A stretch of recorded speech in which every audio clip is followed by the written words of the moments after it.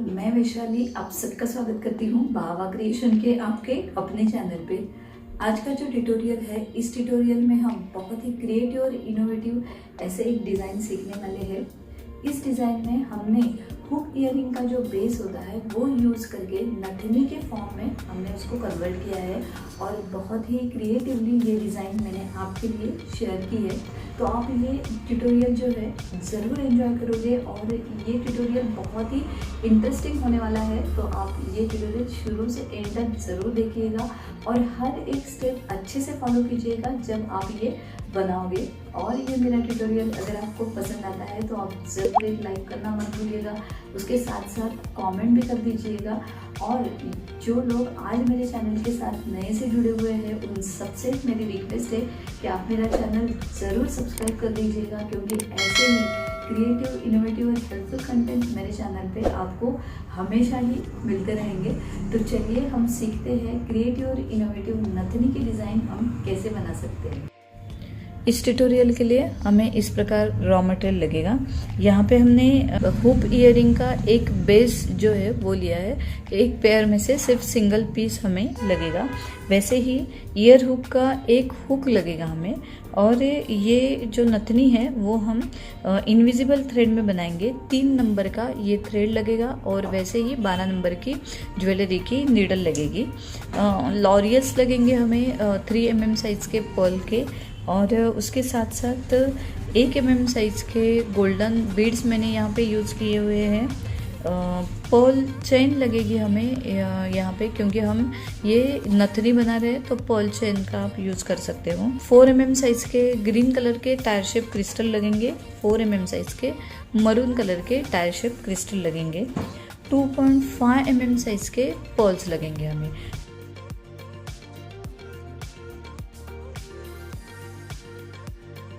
ये नथनी बनाने के लिए हमने यहाँ पे 1 मीटर का इनविजिबल थ्रेड लिया है और उसमें हमने एक नीडल जो है स्ट्रिंग करके ली है। यहाँ पे हमें सबसे पहले 4 mm साइज का टायर शेप एक क्रिस्टल लेना है।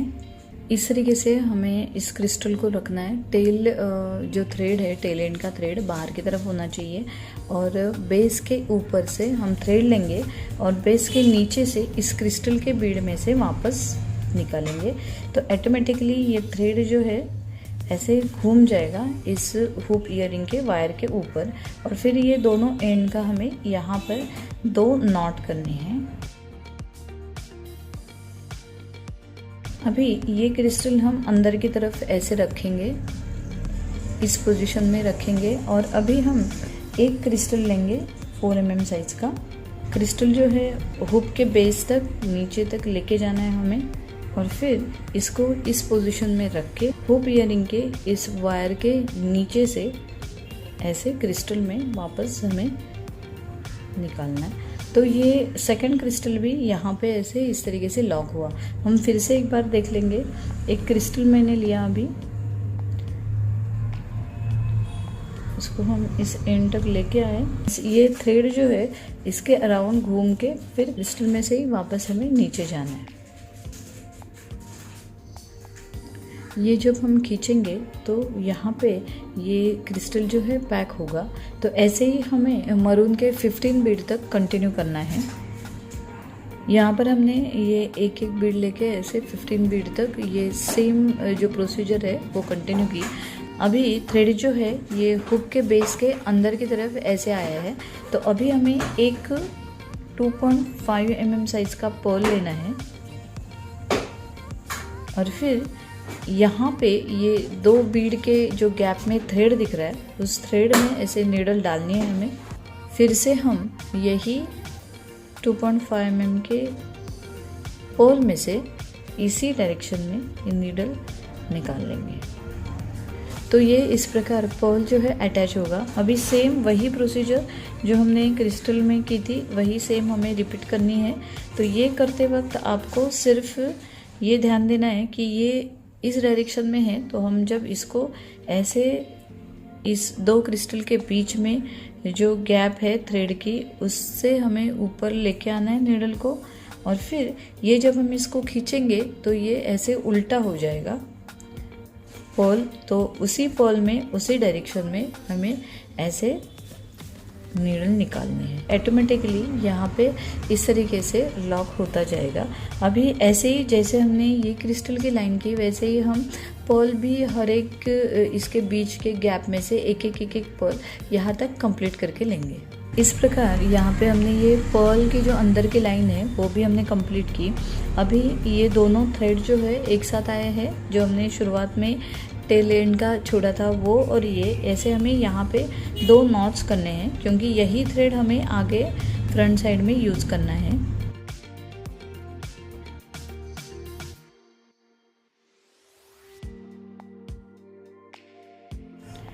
यहाँ पे लॉक करने के बाद यही नीडल जो है हमें इस बेस के क्रिस्टल में से ऐसे वापस हमें निकालनी है। इसी थ्रेड में हमें एक मरून कलर का क्रिस्टल, फिर 5 लॉरियल्स और एक क्रिस्टल पिरो के लेने हैं। और ये पिरोने के बाद अभी हम यहाँ पे देखेंगे कि ये 2 क्रिस्टल के बीच में यहाँ पे गैप है, तो फर्स्ट गैप हमें छोड़नी है और दूसरे गैप में हमें नीचे से ऊपर ऐसे लेके आना है। और ये हम अभी सिर्फ सेकंड क्रिस्टल जो है मरून क्रिस्टल, उसमें से ये नीडल ऐसे निकालेंगे, तो यहाँ पे ये ऑटोमेटिकली इस तरीके से बैठ जाएगा। ऐसे अभी हमें सिर्फ 5 लॉरियल्स लेने हैं और एक क्रिस्टल लेना है।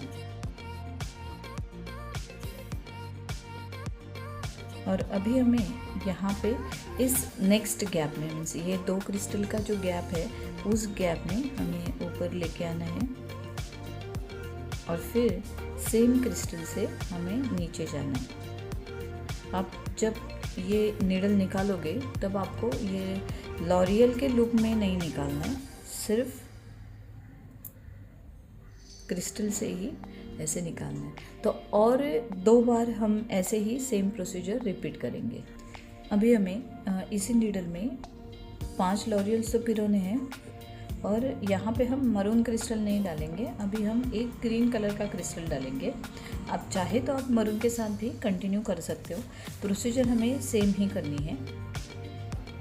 नेक्स्ट गैप जो है उस गैप से हमें ऊपर आना है और फिर सेम क्रिस्टल में से हमें नीचे की तरफ जाना है।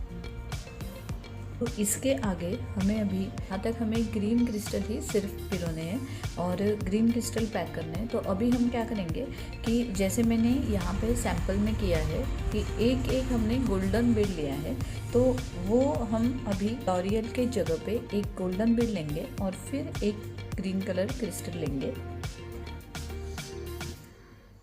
और यहाँ पे हम नेक्स्ट गैप में आएंगे और सेम क्रिस्टल में से उल्टा वापस हम निकालेंगे। तो यहाँ पे ये इस तरीके से फिट होगा। जैसे हमने अभी यहाँ पे एक गोल्डन और एक क्रिस्टल ऐसे डाला, तो यही प्रोसीजर हमें अभी 7 ग्रीन क्रिस्टल होने तक रिपीट करनी है। तो वो मैं करके यहाँ पे ले रही हूँ। अभी हमें यहाँ पे एक गोल्डन बीड तो डालना ही है। यहाँ पे हम ये नथनी बना रहे हैं, तो इसलिए हमें ये पर्ल चेन जो है वो अटैच करनी है। ये मैंने 7.5 इंच का एक ही पीस चेन का कट करके लिया है। तो उसके फर्स्ट लूप में हम ये पिरोएंगे, ये चेन जो है वो पिरोएंगे और उसके आगे हमें क्रिस्टल डालना है। तो ऑटोमेटिकली ये यहाँ पे फिट हो जाएगी चेन और फिर हम दूसरी तरफ हुक लगाएंगे। जो प्रोसीजर है वो हमें सेम ही करनी है। तो आप यहाँ पे देख सकते हो कि ये चेन जो है ये ऐसे अटैच हो जाएगी। अभी हमें इसमें ही और आगे 3 ग्रीन क्रिस्टल डालने हैं और उसके आगे 2 मरून डालने हैं। और प्रोसीजर जो है जो हमने यहाँ पे गोल्डन बीड के साथ की थी वही हमें कंटिन्यू करनी है। तो मैं यहाँ तक कंप्लीट करके ले रही हूँ। हम जब यहाँ तक कंप्लीट करके आते हैं तो आप यहाँ पर ही देख सकते हो कि ऑलमोस्ट नथनी जो है ये रेडी हो गई है। अभी सिर्फ हमें यहाँ पे लॉक करना है। तो थ्रेड जो है आपका ऐसे उल्टा वापस आएगा। अभी यहाँ पर जो गोल्डन बीड और मरून के बीच में जो गैप है उस गैप से हमें नीडल ऐसे ऊपर लेके आनी है और फिर यहाँ पर हमें इस तरीके से एक नॉट करनी है। यहाँ पर हम इसको खींचेंगे तो ये यहाँ पर लॉक हो गया। अभी हम इसको थोड़ा सा रखें, क्योंकि ये इनविजिबल थ्रेड है, प्लास्टिक का है, तो हमें लाइटर के साथ दोनों एंड्स जो है वो फ्लेम करके लेने हैं, ताकि ये बाद में खुलेंगे नहीं और लगेंगे भी नहीं। तो यहाँ पे हम हल्की फ्लेम लगा लेते हैं, तरह भी कर लेंगे।